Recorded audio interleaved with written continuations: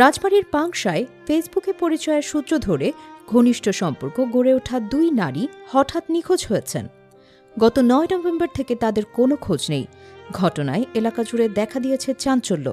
রাজবাড়ীর পাংশা উপজেলার মৌরাট ইউনিয়নের জীবননালা গ্রামের ২৩ বছর বয়সী মিম খাতুন এবং নোয়াখালীর বসুরহাটের ২৫ বছর বয়সী মোসাম্মদ স্মৃতি ফেসবুকে পরিচয়ের পর ১.৫ বছরের মধ্যে দুজনের সম্পর্ক ঘনিষ্ঠ হয়ে ওঠে। নিয়মিত যোগাযোগ, দেখা সাক্ষাৎ সব মিলিয়ে পরিবারও বুঝতে পারে সম্পর্কের ঘনিষ্ঠতা। পরিবার জানায় প্রতিনিয়তই তারা ফোনে ও অনলাইনে কথা বলতেন। স্মৃতি একাধিকবার মিমের বাড়িতে আসেন, এমনকি শ্বশুর বাড়িতেও যাতায়াত ছিল তার। ফোনে একটা মেয়ের সাথে যোগাযোগ হয় এবং তার সাথে গভীর একটা সম্পর্কে লিপ্ত হয়। এই সম্পর্কের মধ্যে মেয়ে অনেকবার আমার বাড়িতে বেড়াইতে আসছে এবং মেয়ের মাও মেয়ের সাথে আসছে বেড়াইতে। আমার একটা নাতিন আছে, নাতিনের মাধ্যমে আমি এটা জানতে পারি যে ওই মেয়েটা গোপনে আমার মেয়ের বাড়ি আসে। মিমের বাবা লিটন মৃধা বলেন, আমরা বুঝতেই পারিনি ওদের সম্পর্ক এত গভীর হয়েছে। হঠাৎ করে দুজন একসঙ্গে উধাও হবে এটা কল্পনাও করিনি। সময় থাকে বিদেশ মালয়েশিয়া। মেয়ে অনেকদিন যাবত জামাই যাওয়ার পরে অনেকদিন যাবত আমার বাড়িতে ছিল। এর মধ্যে ফোনে একটা মেয়ের সাথে যোগাযোগ হয় এবং তার সাথে গভীর একটা সম্পর্কে লিপ্ত হয়।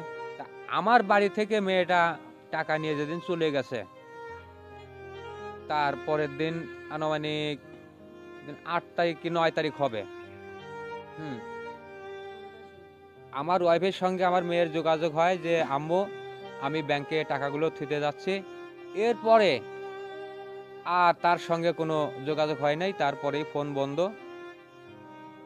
আর আমরা এই পর্যন্ত অনেক খোঁজাখুঁজি করেছি, থানায় গেছি এবং নোয়াখালীতে সেই মেয়ের বাড়িতে পর্যন্ত গেছি।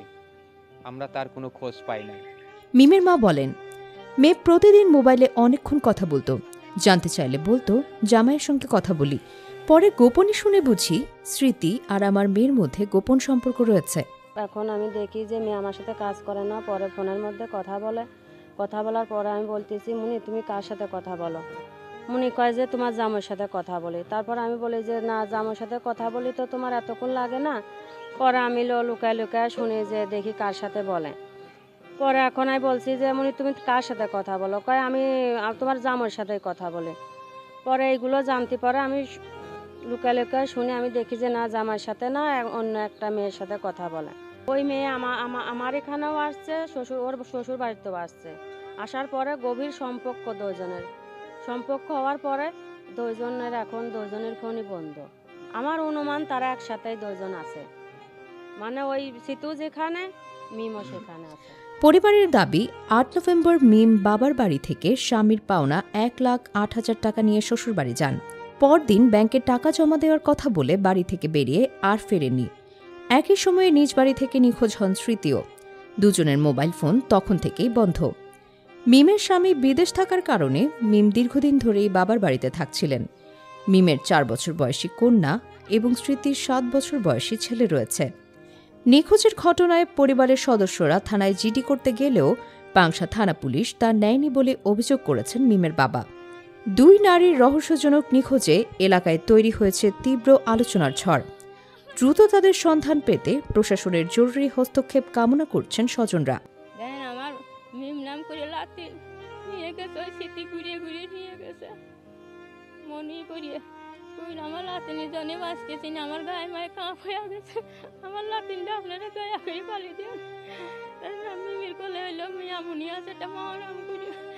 আমি মিম নামও আমি লাইছি, মামা নামও আমি লাইছি। আমার সেই সপ্তাহ দিয়ে দিয়ে চলে গেল। থানায় জিডি না নেওয়ার অভিযোগ অস্বীকার করে পাংশা মডেল থানার অফিসার ইনচার্জ মোহাম্মদ সালাউদ্দিন বলেন, ঘটনা সম্পর্কে আমরা অবগত। ভুক্তভোগী পরিবার থানায় একটি লিখিত অভিযোগ জমা দিয়েছেন। অভিযোগের ভিত্তিতে তদন্ত চলমান রয়েছে। আসলে বিষয়টা এরকম না, বিষয়টা ছিল মিম নামক এক জনৈক ব্যক্তি, বিবাহিত মহিলা, তার স্বামী আছে, স্বামী বিদেশ থাকে, দুটো বাচ্চা আছে। তো এই মেয়ের সাথে নোয়াখালী এলাকার স্মৃতি নামক একটা মেয়ের সম্পর্ক হয়, বন্ধুত্ব হয়। এক পর্যায়ে তাদের মধ্যে যাতায়াত হয় বিভিন্ন জায়গায়। এই স্মৃতি মিমের বাড়িতে আসে, মিমও একবার সেখানে গিয়েছিল মর্মে আমরা জানতে পারছি। তো এই মাসেরই 10 তারিখে এই মিমের মা আসেন, তার মেয়েকে পাওয়া যাচ্ছে না। আবার ইতিমধ্যে স্মৃতির মাও এই পাংশায় আসেন, তার মেয়ে এখানে আটকে আছে। তো আসলে তাদের বন্ধুত্বের খাতে তাদের মধ্যে একটা অন্যরকম গভীর সম্পর্ক তৈরি হয় এবং তারা একসময় মানে সমকামিতা বলা আর কি, এরকম একটা প্রক্রিয়ার মধ্যে তারা বসবাস করতেছিল। তো সেই সংবাদের প্রেক্ষিতে আমাদের এখানে একটা অভিযোগ করেছে। তো তাদের যখন বাড়িতে নেই, বাড়ি থেকে চলে গেছে, মিম নামক মেয়েটা ওই মেয়ের সাথে, স্মৃতির সাথে চলে গিয়েছে। কী কারণে চলে গিয়েছে এখনও আমরা মানে রহস্য উন্মোচন করতে পারিনি। আমরা চেষ্টায় আছি এই ঘটনা উদ্ঘাটন করার জন্য। আর এক্ষেত্রে পুলিশ অবশ্যই তাদের ভূমিকা পালন করতেছেন এবং তারা যে বলেছে পুলিশ সহায়তা করতেছেন না, তাদের এই কথাটা সঠিক না।